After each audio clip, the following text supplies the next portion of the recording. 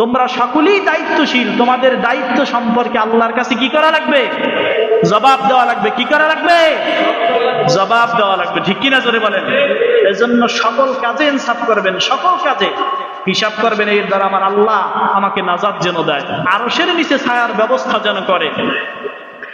আল্লাহ নবী বলেন, ফা ইমামুল্লাযীনা আলান নাস, ফা ইমামুল্লাযীনা আলান নাস, মানুষের ইমাম যিনি হবেন, নেতা যিনি হবেন, ওই নেতাকে ওই সমাজের প্রতিনিধি হওয়ার কারণে ওই সমাজের মানুষ সম্পর্কে তাকে অবশ্যই অবশ্যই আল্লাহর কাছে জবাব দেওয়া লাগবে। ঠিক কিনা?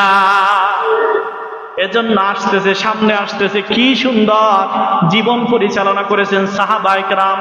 এজন্য আল্লাহ রাসূল সাল্লাল্লাহু আলাইহি সাল্লাম বলেন, আল ইমামুল্লাযীনা আলান নাস, যেই ব্যক্তি ইমাম মানে নেতা হবে, ওই ব্যক্তি মানুষ সম্পর্কে তার অবশ্যই কৈফিয়ত দেওয়া লাগবে।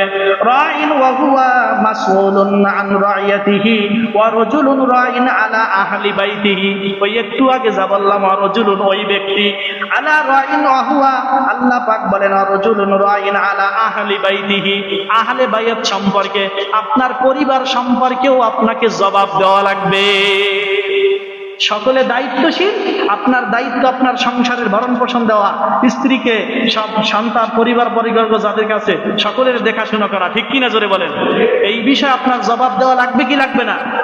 এবার স্ত্রীদের ব্যাপারে কথা বলতেছেন, ওয়া হুয়া মাসউলু আন রাইয়াতিহি ওয়াল মারআতু রাইয়াতুন আলা আহলি বাইতিহি। এবার স্ত্রীদেরকেও জবাব দেওয়া লাগবে। ওয়াল মারআতু রাইয়াতু আলা আহলি বাইতিহি জাওজিহা ওয়া ওয়ালাদিহা। তোমাদের স্ত্রীদের দায়িত্ব হলো সন্তান লালন পালন করা, স্বামীর হকগুলা পালন করা। এই স্বামীর হক আর সন্তানের দায়িত্ব, এই সম্পর্কেও কিয়ামতের ময়দানে আল্লাহর কাছে জবাব দেওয়া লাগবে।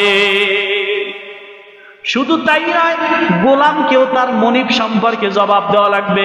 কারণ গোলাম যদি মনিবের সম্পদ অপচয় করে, আমাদের দেশে যারা আপনাদের দেশে ওই যে বদলি যাদেরকে নেওয়া হয়, কাজ যা করতে পারে তার 4 ভাগের 1 ভাগ করে, মালিক না থাকলে আছে না নাই?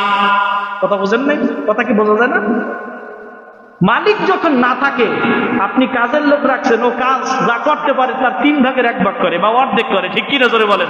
আছে না নাই? এটা সম্পর্কেও ওই গোলামকে, ওই মনিবের মাই সম্পর্কে আল্লাহর কাছে জবাব দেওয়া লাগবে। সকল বিষয়, কোনো বিষয় ছাড় নাই। ইমামুন আদেল, ন্যায় পরায়ণ বাদশা, সকল কাজে ইনসাফ করবেন আপনি আপনার পরিবারের উপরে। এবার সমাজের দিকে তাকান। সমাজের যে প্রতিনিধিত্ব করে একজন মেম্বার, ওই মেম্বারকে ওই সমাজের প্রতিনিধি